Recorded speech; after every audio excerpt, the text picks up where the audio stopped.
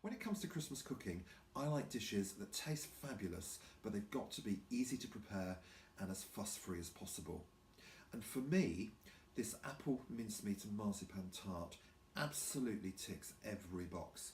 It is assembled in moments, it's very easy to bake, and all it needs with it is some boozy custard or some cream with some amaretto or brandy in there. And actually, this will make a fantastic alternative to a Christmas pudding.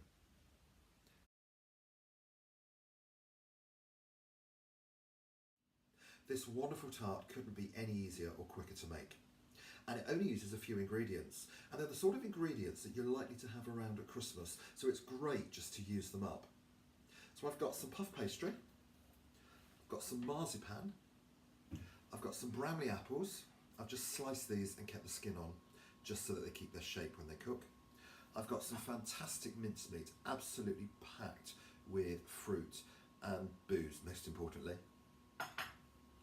I've got some apricot jam and just a little bit of beaten egg just to finish things off. I've rolled out the pastry fairly thinly and I've cut it into two pieces just so that I can get two medium-sized tarts. But you can go for a massive tart taking up the whole baking sheet, or you can go smaller and just cut out little circles of pastry and top them in the way that I'm going to do. And you get lovely cute little sweet pastry bites that way. So this is just one of the sheets of pastry.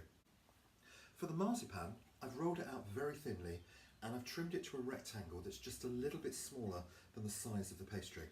And you just place the marzipan on top of the pastry, leaving a pastry border all the way around the outside of the marzipan.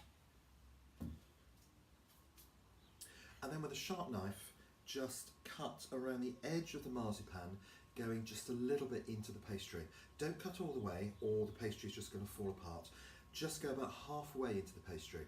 And what will happen then is when the pastry bakes, the outside border is going to rise up and give you that lovely pastry rim and give you that nice tart finish.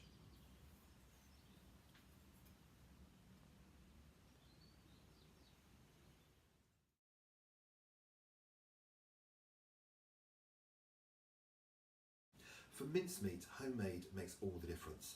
It's very easy to make and you can store it in a cupboard for years until you're ready to use it, and it just improves with age. This is from a batch I made last year, and as I open it, just getting those wonderful Christmassy aromas, lots of spices, lovely citrus zing, and most importantly I think a real waft of booze. And I think a mincemeat with a lot of booze in there is really, really important. It makes such a difference. If you're using a commercial mincemeat, which can taste very synthetic, not to mention very, very sweet, you can zhuzh it up and make it much more palatable by mixing in some chopped nuts, some chopped apples, maybe some chopped apricots, a little bit of cinnamon or grated nutmeg, and a generous splash of rum or brandy. That way you will turn a very, very disappointing mincemeat into one that actually tastes pretty good.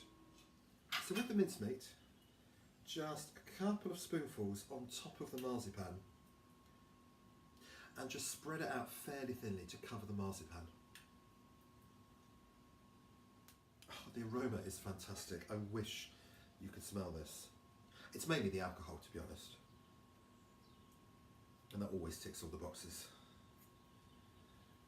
There we go.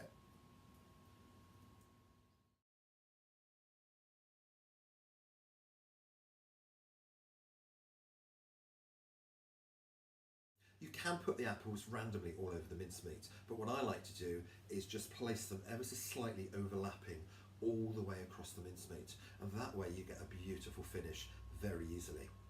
You don't need to drain the apples, you don't need to wash them or wipe them or anything like that. Just give them a bit of a shake as they come out of the water and just place them on top however you want, all the way across.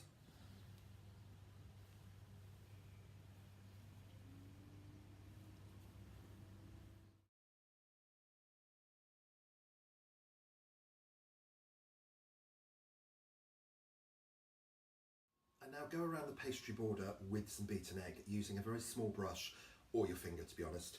Take care not to let the egg spill over the edge, because if it does, as it bakes, the egg is going to set very quickly and that's going to prevent the pastry from rising and giving you a beautiful pastry rim. just easy does it all the way around. And you can, if you want to, just sprinkle over a little bit of sugar, maybe mixed with some mixed spice, but I just tend to bake this just as it is. And it's going to go in the oven set to 180 centigrade with the fan on.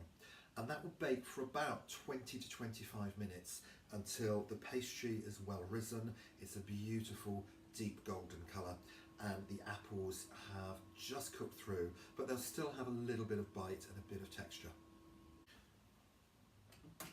And when the tart is ready, you just take the apricot jam and you can mix it with a little bit of brandy or rum if you want to, just for an extra kick. But you just brush it liberally all over the hot tart. What will happen then is that jam will just melt ever so slightly and it will take on a beautiful sticky shiny glaze.